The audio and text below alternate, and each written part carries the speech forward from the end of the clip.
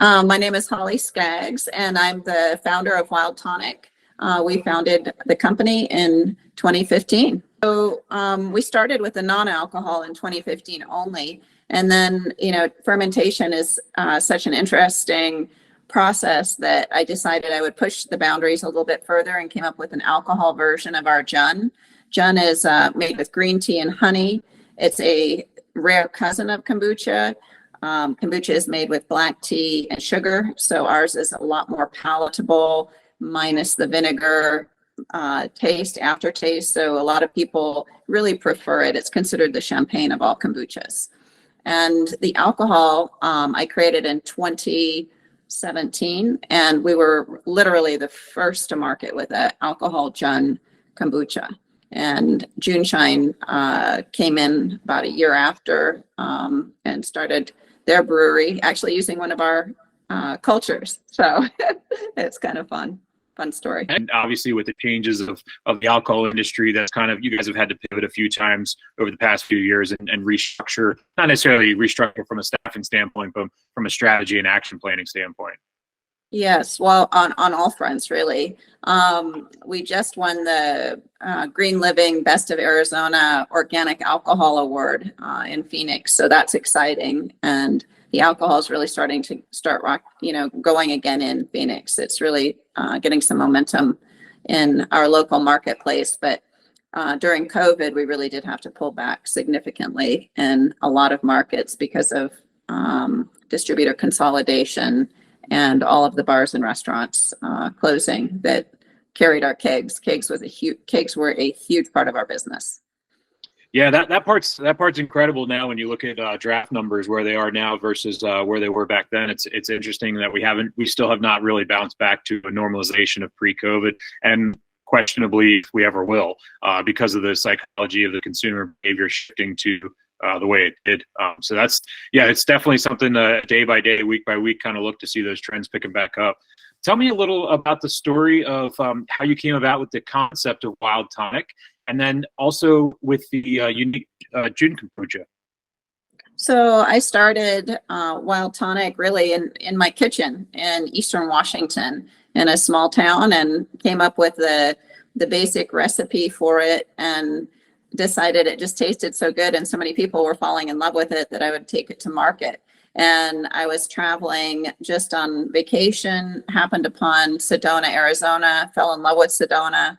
And then I decided, well, I'm going to start a brewery here because I love the energy. And ferments are really unusual in that they take on the yeast and the bacteria from any location that they're in. So it really is the flavor of a place when you ferment. Take me a little farther. Take me back, Holly. Go all the way back to 18-year-old Holly, and then we'll get to the inception of Wild Tonic. So I want to tell your story, and I want to hear your story and watch how it leads into the universe laying Wild Tonic in your brain. Okay, so actually that starts much sooner, and it's probably a more interesting story in that I grew up in Alaska, born and raised, third generation. So my grandfather came there on horseback, settled in North Pole, Alaska, which is outside of Fairbanks, and homesteaded there.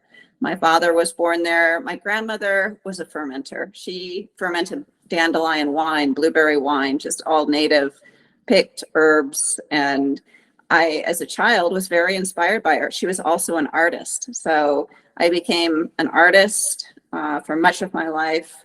Fermenting came later, but fermenting is very much an art form too. So I worked with beeswax which is called encaustic. It's an ancient form of painting for about 7 years prior to starting Wild Tonic. And, it just, my love for bees and what they make, just one thing led to another. And I found myself fascinated with Jun, which is made with honey, and another beautiful product of the bees. And then, basically my grandmother, she was a homesteader, and she sourced things from the environment. If it didn't exist, she would find it. And so she was very resourceful. And I think that sense of resourcefulness and invention really did impress me as a young girl and child. I ended up as a teenager going to art school. I went to Rhode Island School of Design. So spent a lot of time on the East Coast, worked in New York, and then managed art galleries for many years, managed one very famous glass artist for many years, and then started doing my own art, and then started fermenting. So that was the kind of progression of my life. And it's one thing always leads to another and informs another. And so my art very much informed my fermenting, in that I read all of Sandor Katz's books, The Art of Fermentation, and I realized that that fermentation was something that had been lost. It was like a lost art, much like in caustic art.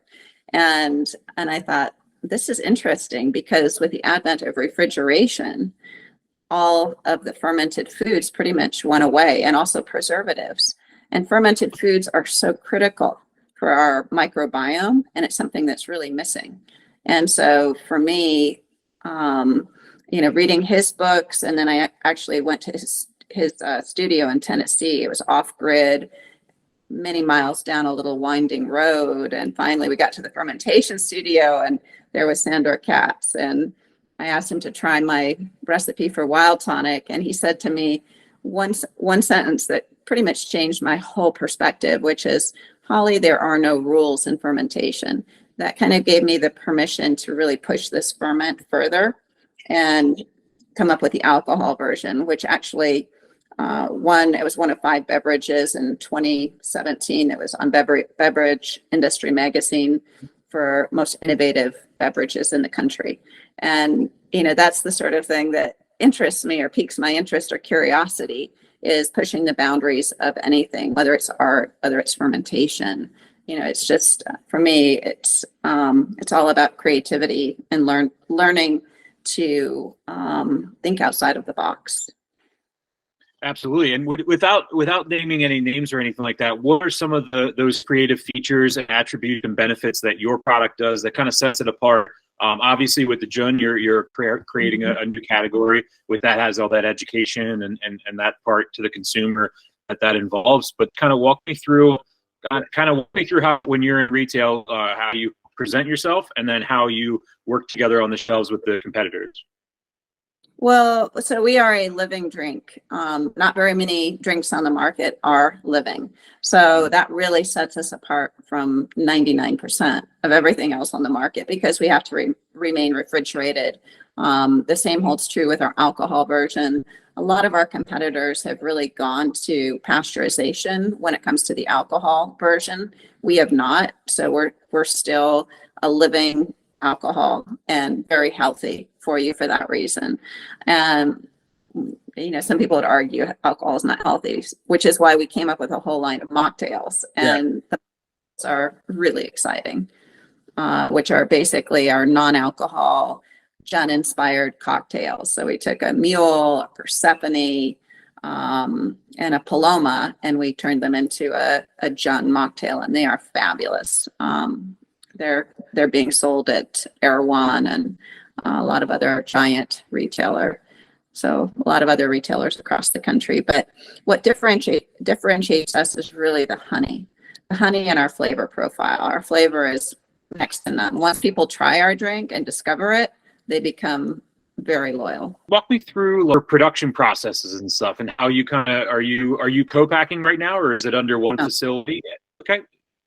So we produce all of our drinks here in Verde Valley, which is 25 minutes out of Sedona.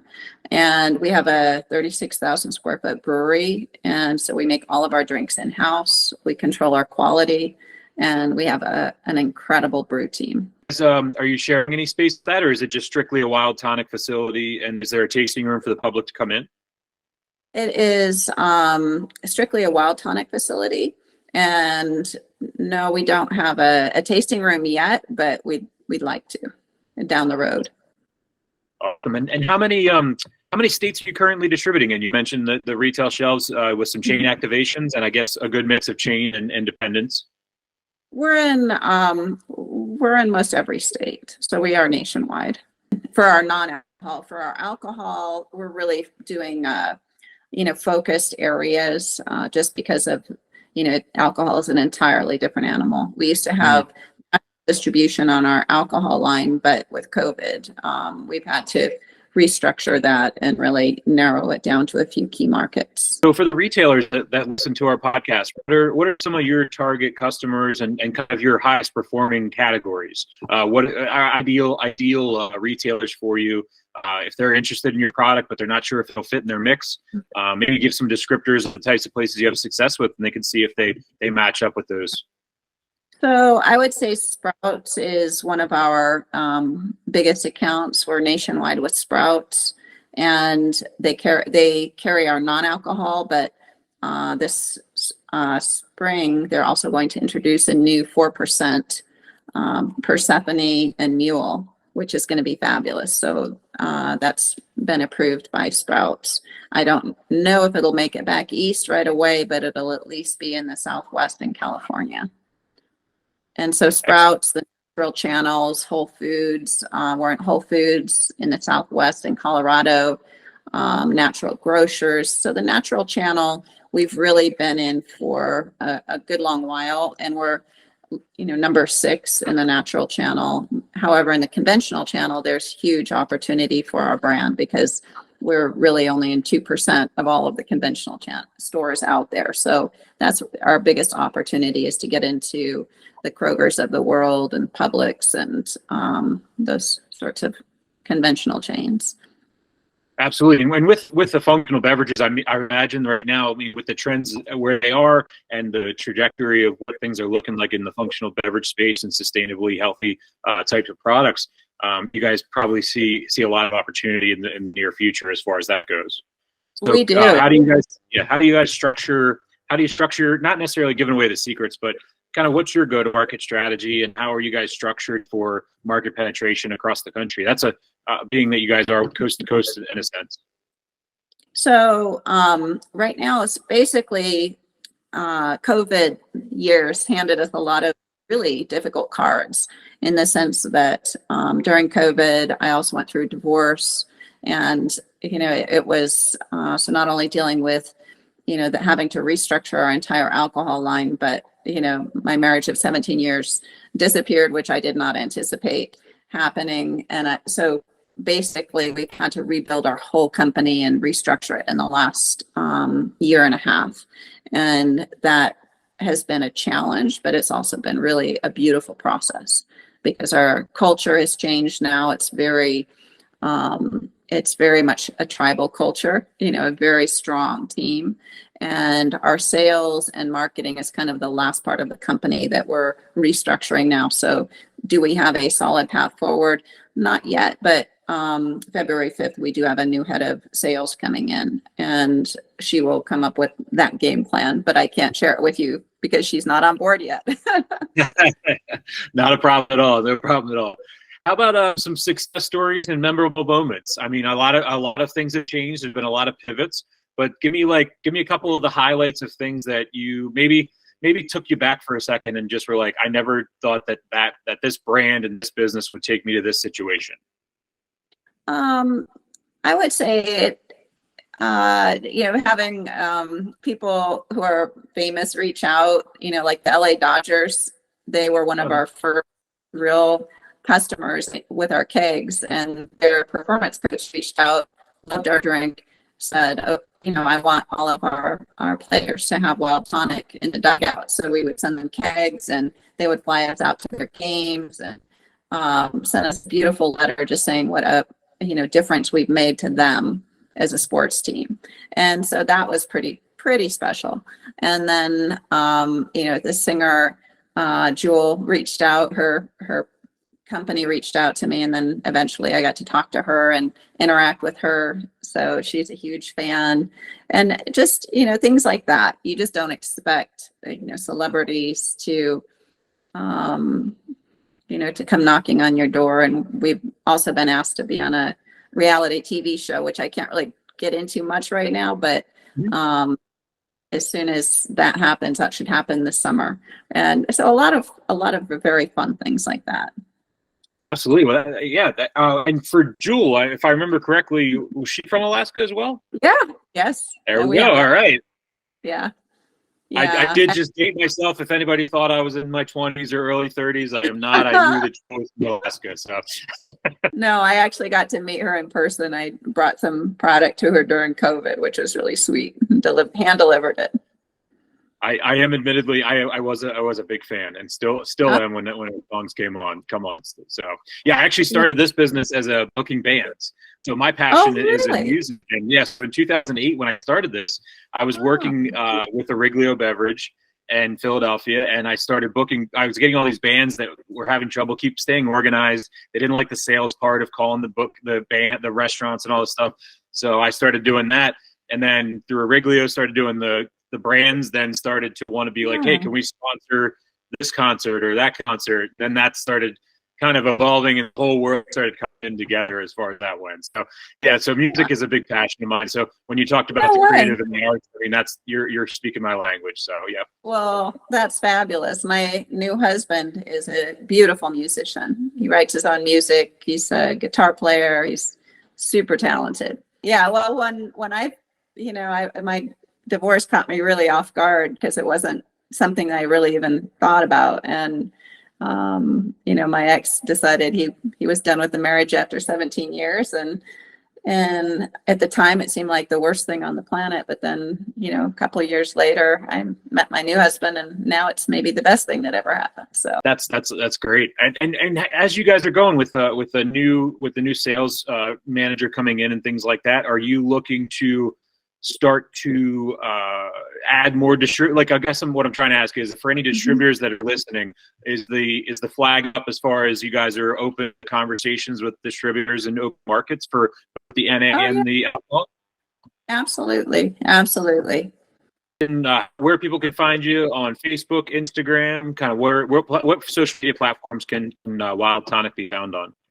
So if you go to wildtonic.com, there are links to all of our social media sites there. So Instagram, Facebook, wildtonic.com, super easy. Awesome. Thanks so much, Holly, for your time. I really appreciate it. Thank you, Nate, and I look forward to talking to you again soon. If you have a story to share, or you know someone with an inspiring journey, the FreeMind podcast wants to hear from you. Submit your story or nominate somebody to be our next guest. Check out our website, thefreemindpodcast.com, and be a part of the conversation that truly matters.